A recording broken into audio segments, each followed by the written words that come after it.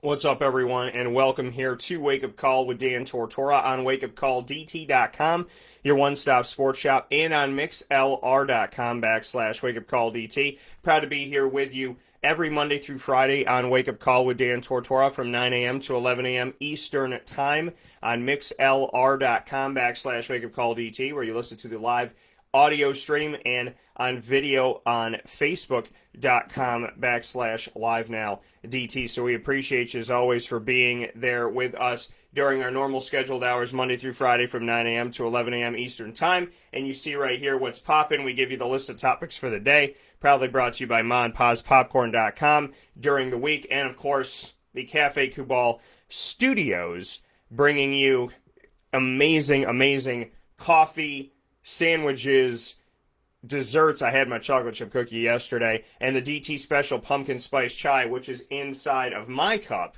at the Cafe Kubal locations all around Syracuse, New York, 3501 James Street, 324 West Water Street, 401 South Salina Street, inside of Golisano's Children's Hospital, and their newest location that has new indoor seating, which is perfect on a day like today, on 208 North Townsend Street in the Holly Green Cafe. So thank you so much for being here, hanging out with us, having some fun this morning. It is all about Syracuse pregame show, and I'm excited to bring this to you once again. I want to go back to that graphic. I love the graphic.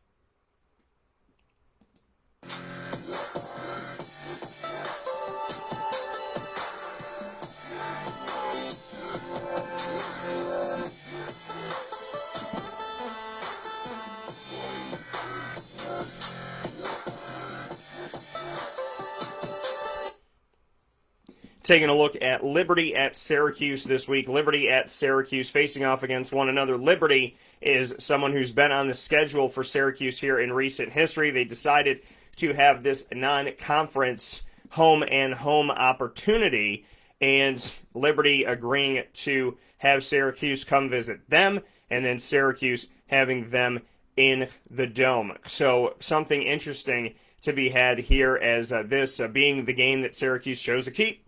You know, Syracuse had a bunch of non-conference games, including Western Michigan. Tim Lester, former OC and quarterbacks coach, continuing to go up against Syracuse as the head coach of Western Michigan. That game did not happen this year, but Syracuse kept Liberty on the schedule. And to go back to Syracuse's last game against Liberty last season, it's how Syracuse opened up the 2019 season.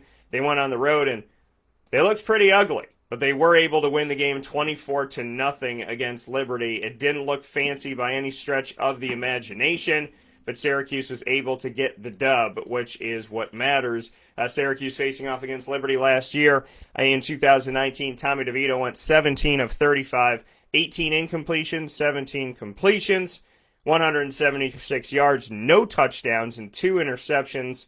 Mo Neal ran for a touchdown. Abdul Adams and Jarvion Howard ran for one as well. None of those players are in the backfield for Syracuse. Mo Neal finishing up his eligibility with the Orange, and Abdul Adams and Jarvion Howard deciding to opt out of the season. Mo Neal was also the leading receiver on 3 catches for 54 yards. Taj Harris had 1 catch for 31. Abdul had 29 yards, and like I said, he's no longer here. Sean Riley, after him, he's no longer here. Tristan Jackson, he's no longer here. So the only players to catch a pass from Tommy DeVito from last year against Liberty that are still on the team are Aaron Hackett, Nykeem Johnson, and Taj Harris, and they won't have Tommy DeVito for this game. So Syracuse didn't look great when they went up against Liberty in the past here last season, and now they're going to go up against Liberty without the quarterback that they had last season. So is there an opportunity that maybe something can happen? You know, maybe Rex could get it going and make it look a little bit better. It's a very unique situation because Syracuse not looking good against Liberty last year in a 24-0 victory. They got their touchdowns from 3 players that aren't on the team anymore. So there's something to be said about that. And that is something that you really have to circle here with Syracuse and say, okay, well, your quarterback position didn't look good, and this season it hasn't looked good. Now you're going into this game with Rex Culpepper, at least to start, because, you know, Tommy's gone out with an injury. So you have that, and as you step forward from there, you have to figure out what you're going to do from here, knowing that, you ran the ball last year and you ran it successfully, but now you can't run the ball this year with the guys that you had last year, so now you got to rely on other people to get the job done, and hopefully they will. Hopefully there will be an opportunity for this to come through for Syracuse, but a very unique situation. Like I said, not looking great offensively against Liberty. And when you didn't look good offensively last year, you threw 2 interceptions with Tommy DeVito. Tommy DeVito's not going to be there for you this year. And at the same time, where you did have success was running the ball, but the people that ran the ball, all 3 of them, Mo Neal, as well as Jarvion Howard and Abdul Adams, not on the team this season. So there's something to be said about that. The guys that you leaned on last year are not there for you. But, you did make mistakes at the quarterback position, so maybe a change at quarterback is going to help them out and be a little bit better, and maybe it'll be fruitful for Syracuse as they step forward. So we shall see as they face off against Liberty. Liberty is 4-0 this season. Liberty defeated Western Kentucky on the road 30-24, FIU 36-34. They also defeated North Alabama 28-7, and most recently they took down Louisiana Monroe, who's a team that defeated Florida State in Florida State last year. They defeated them 40-7 in this game. The Liberty Flames did. To take a look at their statistics as we take a look at Liberty going into this matchup, statistically for Liberty, I could tell you that Malik Willis, their dual threat quarterback, has only attempted 80 passes this season. He's 48 of 80 for 595 yards, 60% completion percentage, 2 touchdowns and 1 interception. They rely on the ground. Josh Mack is leading the team with 59 attempts and 359 yards, 6.1 yards a carry and a touchdown. Malik Willis, their quarterback, being a dual threat, 47 carries, 340 yards, 7.2 yards a carry. His longest rush this season is for 67 yards, and he has 4 touchdowns. Peyton Pickett, 36 carries, 178 yards, 4.9 yards a carry, 2 touchdowns, and we also have Shadrill Lewis, 23 carries for 140 yards, 6.1 yards per carry, and a touchdown. So those are your 8 touchdowns rushing. The team only has, like I said, Chris Ferguson had 3 touchdowns, and Jonathan Bennett had a touchdown, passing this season. So 6 touchdowns passing, 8 touchdowns on the ground. In 4 games, the team has amounted 14 touchdowns offensively because they've been able to rely on their special teams as well as their defense. So offensively, they're leaning on the run. And with 4 players that are averaging around 5 yards or better a carry, 3 of those 4 players averaging 6 yards or better a carry, and their quarterback averaging 7 yards a carry, there's something to be said about that and how they spread the ball around, with each of those 4 players getting over 20 carries so far this season, 3 of them getting over 35 carries, and their quarterback and Josh Mack getting around 50 or more carries so far within these 4 games in total. Their leading receiver is DJ Stubbs, 17 receptions for 246 yards and 2 touchdowns. CJ Yarborough has 6 catches for 135 yards, and Kevin Shaw has 10 catches for 124 yards. And then Noah Frith has a touchdown on the team as at the wide receiver position.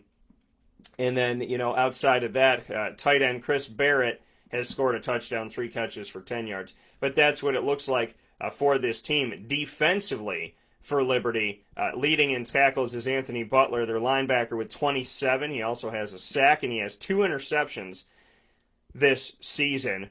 11 of his 27 tackles are solo. Aaron Pierre at linebacker is second with 17 tackles, 10 solo this season. Javon Scruggs, the safety, has 17 tackles as well. He also has an interception and a forced fumble. Darrell Johnson, defensive end, has a forced fumble and 14 tackles on the season. And then we have a fumble for touchdown. Trayon Sibley was able fumble return for a touchdown, so we could look at that as well. So a lot of things, defensively, this team has been able to get some stuff done. They have 13 sacks in 4 games. Syracuse has given up 21 sacks in 4 games, so there's something to be stated of that in this matchup. 13 sacks in 4 games, so they'll be attacking the quarterback for sure. And as far as interceptions, the team has 4 interceptions. Syracuse leads the country in interceptions and in takeaways with 14 total between fumble recoveries and interceptions.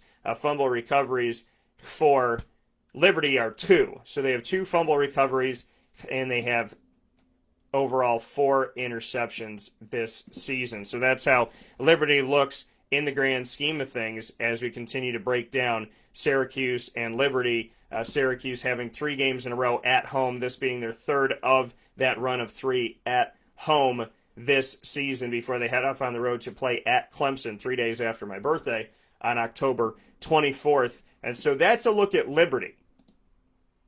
A look at Syracuse on the other end of things here. In this matchup, like I said, they lead the nation in overall takeaways. And those takeaways, when you look at them all together, we're looking at 8 interceptions and 6 fumble recoveries on 6 forced fumbles. Jeff Canton-Arku, their linebacker, leads the team with 32 tackles. A shout out to him coming on the scene. For the last 3 seasons, Syracuse has had to rotate guys that finish their eligibility and bring in new linebackers to lead, and him and Mikel Jones have done a fantastic job. They lead the team in tackles, 32 for Jeff Canton-Arku, 29 for Mikel Jones. Mikel's 16 of those are solo. Jeff Canton-Arku, the majority of his are solo, 26 of 32. Mikel Jones has 3 interceptions to lead the team this season, 3 interceptions. He also has a fumble recovery. Jeff Canton-Arku has a fumble recovery for a touchdown. That happened against Duke. Robert Hanna has a fumble recovery and an interception. Garrett Williams this season has done some great things, stepping up. 21 tackles, 17 of those solo. Something to be said about that. 3 passes defended. Trill Williams has an interception this season. He also has the flip that went to him, where he returned that for a touchdown from Jihad Carter. Jihad Carter has an interception this season. Ifeatu Melifonwu, who you'll hear from in a little bit, he has 15 solo tackles, 19 overall. Josh Black has an interception this season. Obviously, Andre Cisco, who's declared for the NFL draft of 2021, he also had an interception this season. So some great stuff from the team. As far as sacks go, they have 8 sacks on the season in 4 games. So you want to see that beef up a little bit, but in a 3-3-5 with one less guy with his hand in the dirt at the line, obviously you're relying more on your back end, and they haven't disappointed. You have 8 sacks, but you have, 8 interceptions as well, and, 6 fumble recoveries on 6 forced fumbles. So the defense of Syracuse leading the nation, but the offensive side of Syracuse leading the nation for the wrong reasons, leading the nation, like I had said before, with 21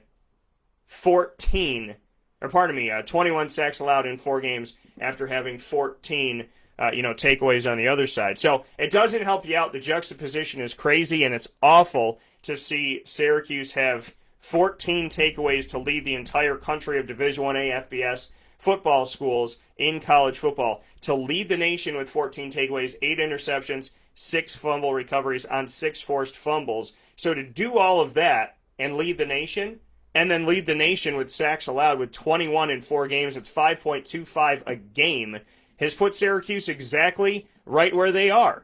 The defense gives you opportunities. The offense has blown a lot of those opportunities. I think one of the craziest things to take a look at from last game with Duke at Syracuse is the fact that Duke only had 1 more possession than Syracuse did. Duke had the ball 1 more time than Syracuse did. They had the ball 14 times to Syracuse's 13. That was that game. It wasn't like Duke held on to the ball it wasn't like Duke had it 14 times and Syracuse had it 3 times. They had the ball 14 times to Syracuse's 13, but it's what you do with the possessions you have. Syracuse on 13 possessions amounted to 286 yards. On 13 possessions, they were 2 of 12 on 3rd down efficiency, 0 for 1 on 4th down efficiency. On 13 possessions, they had 11 first downs. On 13 possessions, they had 14 completions passing. On 13 possessions, they had 28 yards rushing on 23 carries. On 13 possessions, they had the ball for 20 minutes and 17 seconds. Duke, on 14 possessions, 36 first downs, 12 of 17 on third down. 645 yards total. 23 pass attempts.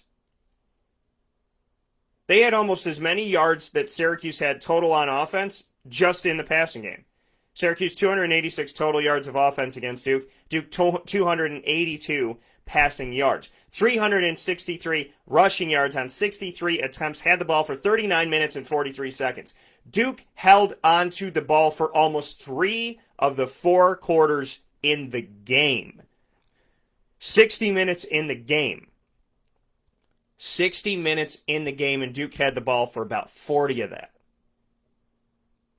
36 first downs to 11 for Syracuse. Syracuse was 3-and-out city. Orange is the new 3-and-out, is what Syracuse was in that game versus Duke. It wasn't crazy penalties. Syracuse had 5 for 45. Duke had 2 for 25. Duke fumbled 4 times. Syracuse recovered 3 of them. Syracuse intercepted Duke, and Syracuse forced Duke to a turnover on downs. But they did almost nothing with it. They returned a fumble for a touchdown. Jeff can't argue, I mentioned that. But beyond that, Syracuse did almost nothing with points off of turnovers.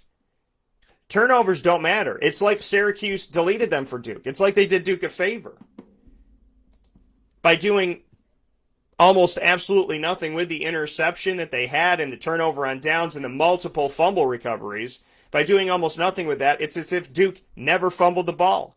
It's as if it never happened. And to put a team in a situation like that, where you essentially erase their mistakes, it makes perfect sense why they won, 38-24. Typically, when a team turns the ball over multiple times and makes that many mistakes, they don't beat you by double digits. They don't score almost 40. They don't beat you in general. But, again, it comes down to the numbers. Syracuse has the ball 13 times. They do almost nothing with it. Duke has the ball 14 times. They make it look like they had 30 possessions. Almost 40 first downs. 12 of 17 on third. You hope to be 50% on third down. You hope to be around that number on third down. Duke was 71% on third down. 71%. Syracuse's worst defensive game in ways, but also they created takeaways again. So, not a great defense, but the defense is on the field for 40 minutes. So it wasn't their best game, but the Syracuse offense is giving them no breathing room. You put your defense on the field for almost 40 minutes, almost 3/4 of the game.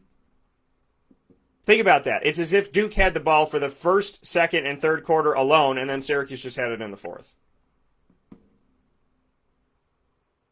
After Syracuse scored a touchdown on their opening drive in the game against Duke, it was punt, punt, punt, punt, turnover on downs, punt, end of the first half, where they just ran the clock out. Syracuse's offense has to wake up. In this game, Rex Culpepper takes over at quarterback at redshirt senior. I appreciate, respect Rex. I've known Rex for a very long time. I can't believe how many years I've known Rex and his brother Judge and his team down at HB Plant in Tampa, Florida, because I went down and saw them before they even came up here. Rex takes over at quarterback, number 17. Rex has already defeated the fight against cancer, and I hope that he never has to fight that fight again. Hope nobody does. He's already won that battle. So he's won the bigger game. This should be easy for him. We'll see how he does. He has a touchdown this season. It's the team's first offensive touchdown of the year. Now Rex has an opportunity to lead the offense. Dylan Markowitz, the true freshman, 6'5", 216, and Jacobian Morgan, 6'4", 203, true freshman, are both in the or situation behind Rex. So these two true freshmen are interchangeable, allegedly, that they either one of them could play if need be. Sean Tucker is out there, and they need to run the heck out of the ball in this one, and hopefully they will. Trust in the run. Sean Tucker, the true freshman, is there. Mackenzie Pierre is backing him up as a redshirt junior. Taj Harris is obviously your top wide receiver there. Nykeem Johnson and Anthony Quealy all up there as well. Very surprising we don't see more of Ed Hendricks, who was talked about a lot. He's a redshirt sophomore. I haven't seen much of anything of him at Syracuse, and hopefully that'll change for the betterment of him and the betterment of the team. Aaron Hackett and Luke Benson are there as your tight ends, and Matt Bergeron is going to flip with Aaron Service from the left tackle, right tackle situation. Matt Bergeron goes from right to left tackle. Aaron Service goes from left tackle to right tackle. He's also played center last year. Carlos Vettorello stays at center. Chris Elmore's on the left side at left guard, who played fullback, who played on the defensive line, and has played tight end for Syracuse in his time here. Right guard is Darius Tisdale, the redshirt junior. On the other side of it, the defense is the one thing that does look the same for the most part. Josh Black is there at DN with Cody Roscoe backing him up. Cody Roscoe's had himself a nice season at senior. D tackle McKinley Williams, backed up by Curtis Harper. Kingsley Jonathan, defensive ends on the other end of it. Linebackers, Mikael Jones there at weak side. Strong side, Stephon Thompson and Steve Linton are both there. Stephon Thompson is a freshman. Steve Linton is a redshirt freshman. They're in ore right now that we could see both of them. Middle linebacker, good to see him on here. God willing, he stays healthy and stays well because he went down a couple times in the game. Jeff Canton-Arku. Cornerback Garrett Williams as a redshirt freshman has had to step up. The other corner, Ifeatu Melifonwu, is a redshirt junior. Free safety Trill Williams, half of the Wonder Twins that is now just Trill with Andre Sisco moving forward. So, at heart, you have that. Another safety on the team, you have Jihad Carter, and the rover you have is Robert Hanna, who's come up and done some good things, backed up by Cam Jonas, who's come into the game this season. So that's what Syracuse looks like in their depth chart-wise. The game is on television. It is on ESPN3, which I believe last week put it on the Yes Network. So just make sure you check your cable provider on what's going to happen with that. With that being said, I do want to jump into my conversations here with Syracuse. So we're going to go first and foremost to my Q&A with Dino Babers. And so let's jump into that. I had the opportunity to speak with Dino, and this is what he had to say. Hey, Coach, how are you? Good. Just to look at it, with the situation, like you said, with Tommy not looking good, as you said after the game, what can you say about Rex and what you've seen from him on film of the times that he's gotten to play this season? Just what your thoughts are on Rex at this point. Well, I don't want to give away too much, Dan. I get the question, but there's other ears listening as well when we talk about this stuff. But the thing that I will say is this: Rex has been with us from the beginning. When I got here, he was a January signee with the previous class. Okay, and he's one of the guys that we definitely wanted to honor that scholarship and bring those three individuals in. He knows this offense as good as anybody. And it's just a matter of executing and doing things right and being consistent in what we do. So we feel like we have someone that has a lot of knowledge if he's going to go in there. Now we've got to decide if we're going to be able to execute and do the other things around it. And then to kind of go off of that, just what you can say about, I know your other guys are redshirt freshmen, but in practice, just what you've seen from them as they develop and how they push each other, and maybe as a team, how these quarterbacks respond to knowing that they could be the guy that gets the call. First of all, you don't rep your number 3 quarterback. You don't rep your number 4 quarterback. You barely have time to rep your number 2 quarterback. So those guys we've seen a little bit, but we haven't had the normal scrimmages that we normally have because we don't have the depth, at the offensive line and a bunch of other positions. So we haven't been able to bang those guys the way they really need to be banged. So we understand how they were out of high school. We understand that they didn't have an opportunity to do much during the fall in August, and we're slowly watching. We've seen some glimpses of them on the scout teams when they're working with the defense, but that's different. The scout team is take the ball, throw it here, throw an interception, let the DBs catch it. You're functioning so the defense can prepare for an opponent, and you're not even running our plays. So this is a different week for those guys, and we'll get to see a little bit more of them and start to tune in on what they can and can't do. Thank you. So that coming from Dino Babers, stating the fact that they don't know too much about it because they're not repping those guys. They're not repping the Dylan Markowitzes and the Jacobian Morgans of the world, that they're on the scout team doing their thing, but that this week was going to be different.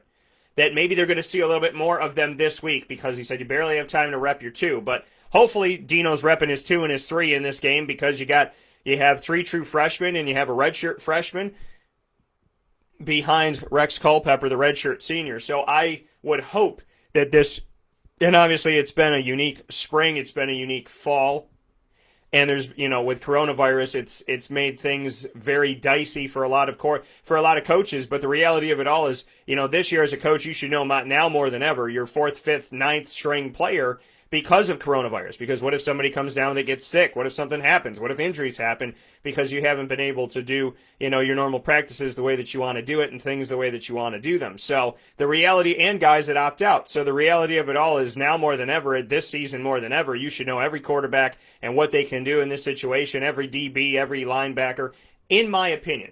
I get what Dino's saying. Listen, we don't have the time in practice. We haven't been able to bang the way that we want to and do certain things the way we want to. I get that, so I do completely understand that. So if I went this week, too far and said, he said he knows absolutely nothing, that's not true. It's not that he doesn't know these quarterbacks. It's that they're not repping them. But I'm hoping this week that they did, and this season beyond any season, if I were a head coach, I would have said, okay, I got Tommy, I got Rex. Are these the guys I'm going to go with? If the answer is yes, then I would really, really want to know what's going on with the rest of my guys, just because of the fact of who's going to opt out, who's going to get injured, who's going to come down with corona, or what's going to happen, or what guy's going to say, hey, you know what, coach, I don't know how I feel. Anything can happen in the run of play this year. And with throwing corona in the mix, it makes this for a very, very interesting and dicey season. So now more than ever, you need to know. And it's also my opinion that I believe the Nick Sabans and the Dabo Sweeneys of the world know every quarterback on their team and what they could do. They probably know their walk-ons. So I would hope for a little bit more information and a little bit more to be known, but maybe Dino's keeping it in his pocket. Maybe he doesn't want to tell anybody. So, that answer made me a little bit concerned, but at the same time, I can understand that, you don't have the time to rep them all and you got to have them run scout team and whatnot. I get that. At the same time, I'm really, really, really hoping that they ran at least 3 quarterbacks in practice, because anything can happen in this game and you don't have a declared outright starter right now. So it would be nice to see Syracuse really, really try to develop and see what they could do. You got 5 quarterbacks behind Tommy DeVito, so it's not like you don't have options, and it'd be nice to see what they could do. And nothing can teach a player better than the experience of a true game. And even if they get knocked, at least they get knocked and they're learning something. So speaking of players, we're going to go to senior defensive lineman Kingsley Jonathan first here on Wake Up Call with Dan Tortora, in my conversation with him and what he had to say when we had the opportunity to speak this week. So here is Kingsley Jonathan heading into the Liberty at Syracuse game inside of the New Look Dome. So look at what's been going on as far as defensively creating takeaways and giving opportunities to the offense, with the offense not capitalizing. Is there frustration, and how have you dealt with that in the locker room and in practice? No, we need each other. There's days that offense will have a good day, and there's days where defense will have a good day. So it's very important that we keep looking out for each other and supporting each other. When we're not making enough plays, we just keep. If they want another ball, we just got to go out there and make cause it on turnover, and we'll do it again. They'll capitalize. We go out there and cause it on turnover. We just got to keep supporting them and giving them what they want. So Kingsley Jonathan speaking on the fact of, you know what, just got to keep supporting the offense, got to keep going out there, creating opportunities and doing things for them. I can't imagine that the defense isn't frustrated with the offense right now. Talking to guys, obviously, that have been through it at Syracuse, they said in situations like this in the locker room, there's definitely some chatter. They said if Syracuse was to lose this game, there will absolutely be some chatter that coming from former players on the team stating that, the defense is giving you opportunities. You got to come through. You want to help each other and be there for each other. And Kingsley said, we got to keep giving them opportunities, but look at how many opportunities you've given them, 14 opportunities. And what have they done with those opportunities? So it's got to be frustrating, because Syracuse, with what the defense has done to lead the nation, Syracuse should be, by those numbers, by what the defense has been able to do, Okay, an offense that's a little bit above average could be 4-0 right now. So there's something to be said about that and the offense needing to click. Redshirt junior defensive back Ifeatu Melifonwu is next up here on the broadcast in my conversation with him about Andre Cisco and what he's going to take from Andre and the things that, he's going to remember it the most and what life is like without Andre there on the field. Ifeatu, just what you can say about the biggest thing that you're going to take from Andre Cisco that he's taught you, what that is and what the secondary looks like without him moving forward. The biggest thing I'm gonna take, biggest thing. Could you like rephrase that? Just say that again, actually. Like the most memorable thing that I would say the most memorable thing that you would take away from Andre, being around him, and then what the secondary looks like without him. The most memorable, I don't know. I think I just him in the locker room, watching film with him, just doing like just hanging out with him. I don't think memorable would be like something I'm missing on the field, but just having my friend around. Takeaways with him not being on the field, I feel like everyone knows we just gotta this like next man up mentality. This year nothing was for certain. You never know. One week someone could get COVID and then the next man have to step up. So I feel like we all embraced that, and Robert Hanna definitely embraced that 2 weeks ago and last week. So I feel like that's the mentality we all have in the secondary. So the next man up approach, and Syracuse defensively has done a terrific job of that. Offensively, you're hoping that Syracuse's next man up approach is going to work, that being Rex Culpepper taking over the offense as Syracuse faces off against Liberty. Once again, Liberty 4-0 on the season. Syracuse 1-3. Syracuse's only win of the season came at home inside of the New Look Dome when they reopened that dome September 26, 2020. I was on site on location for that, and they defeated Georgia Tech 37-20 in that matchup. They are 1-1 in the New Look Dome. They are 0-2 on the road this season. They are 1-3 in the ACC. This is their only non-conference game of the season as they take on the independent Liberty Flames at 4-0. So, that's where we sit. That's where we're at in this matchup as Syracuse gets prepared to take on their only non-conference opponent of the season here in this matchup. The Liberty Flames, like I said, doing a fantastic job. Most recently against Louisiana Monroe, Malik Willis, had 87 carries for 6.7 yards a carry, 13 carries, 87 yards on 13 carries, I should say. 6.7 yards a carry and a touchdown. Peyton Pickett had a touchdown in the game on the ground as well. Malik Willis went 11 for 29, 177 yards, no touchdowns and an interception.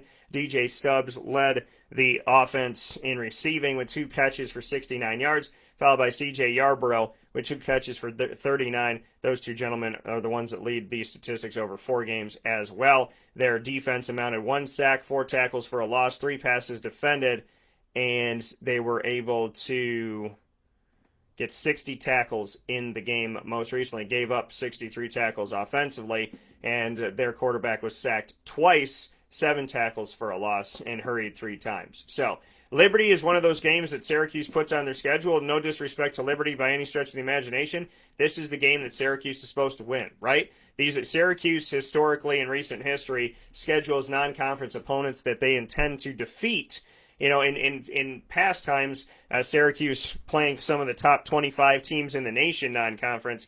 Nowadays, Syracuse plays teams that they expect to beat in non-conference. This is their non-conference game, but Liberty is no slouch, and Liberty is not a team that you can overlook by any stretch of the imagination. Syracuse has struggled against the run, and you got a dual-threat quarterback and multiple running backs in Liberty. You got a team that feels good. They're 4-0. They got nothing to lose. They're coming into the Dome undefeated.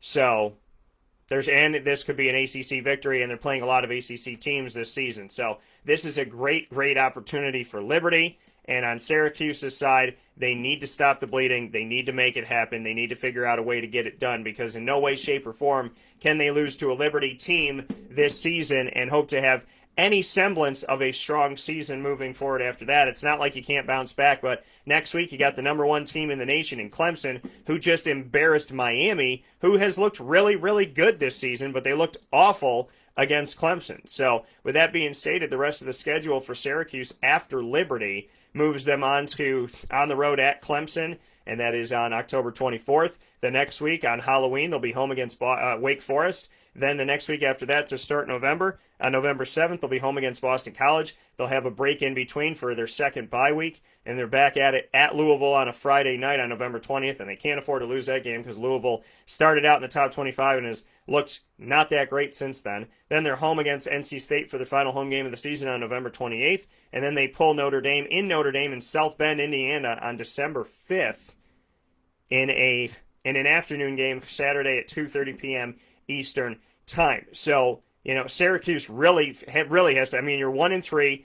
You got to defeat Liberty, be 2-3.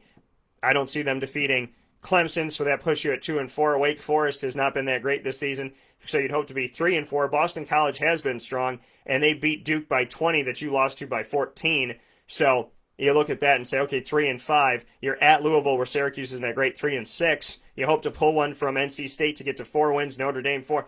Syracuse very well could end this season at 4-7. So they need to come on, and they need to move things forward. So I want to thank Dino Babers for being a part of the show today. I want to thank Ifeatu Melifonwu and Kingsley Jonathan. I want to wish the absolute best once again to Andre Cisco, who is a fantastic player, should be a first-round player drafted, but unfortunately coming out of Syracuse has hindered some of these guys for whatever reason. And, I don't know if it's scouts just not looking at teams that have been losing, or if it was the scheming or whatever it may be, or whatever it is. But ultimately, he is a first-round talent type of player. Whoever gets him is going to get him and see what he is worth, because I truly, truly believe that he could be a guy that's not only in the NFL, but starting in the NFL and hopefully playing over a decade in the NFL. So my best to you, Andre Cisco, as you move forward here. And blessings, as always, on a healthy recovery. Blessings to the whole team. Rex Culpepper. Rex, everything you've been through, cancer, treatment, everything you've had to go through. And shout out to you for growing your hair out because you had to shave it all off. So I don't blame you one bit to say when it came back, let it flow. Do your thing, let it flow. Play free, play easy, do the best you can. You got nothing to lose. So give your best to it, brother. And my absolute best to you. And God bless as you move forward. You are a true, true fighter, and I have the utmost respect for you and your family. Shout out to Judge, who I've gotten to know, your sister and your parents, and I hope nothing but the best for you as you go out there today. Number 17, get it rocking. So, with that being said, if the defense does their thing, the offense does their thing. Hopefully Syracuse can come away with a victory in this matchup. Like I said, I did want to make note to you of one more thing about Liberty. Even though, when you look at their statistics, you say, okay, Dan, they're 4-0, and they're scoring over 30 points, and, they scored 40 most recently. So what the heck's been going on? How have they been doing that if their offense hasn't looked that tremendous? Well, I'll tell you, their defense and special teams has definitely helped them out. They're 4-0 because 3 phases working is a lot better than having to lean on one. Syracuse knows that. They're leaning on their defense, and they're 1-3. Liberty can lean on their offense, their defense, and their special teams, and that's put them in a situation to be 4-0 this season. And in their most recent game here against Louisiana Monroe, we take a look at that and what they did in this game. Peyton Pickett had a touchdown offensively, Malik Willis. Then Trayon Sibley had a 0-yard fumble return for a touchdown. So there's that fumble. There's your positive there. And then you have Chancellor Smith, who had a 0-yard return of a blocked punt that gives the team a touchdown. And Demario Douglas had a 73-yard punt return for a touchdown. So Syracuse is going to have to watch out for the special teams of it all against Liberty, as Liberty is trying to get a victory and go to 5-0 and even push even more so that they should be ranked in the nation's top 25. So Liberty coming up against Syracuse right here in the Dome. I will be there. I'm heading up there, and after that, you will find me at the Wildcat Sports Pub for the post-game show, win, lose, or draw. I will be there today, and I'll see you at 3680 Milton Avenue in Camillus, New York. After the game, check our Facebook at WakeUpCallDT on Facebook, at CallDT on Twitter, and at WakeUpCall_DT on Instagram. That will give you the information on what time we're going to be out there, and you can come out and see us and give your thoughts. And, of course, you can always watch it right here on Facebook youtube.com/live now DT. For now, this is the Syracuse football pregame show inside of the Cafe Kubal studios. I'm Dan Tortora. Get your Cafe Kubal and have a terrific day today as you're sipping on some pumpkin spice chai watching the Orange.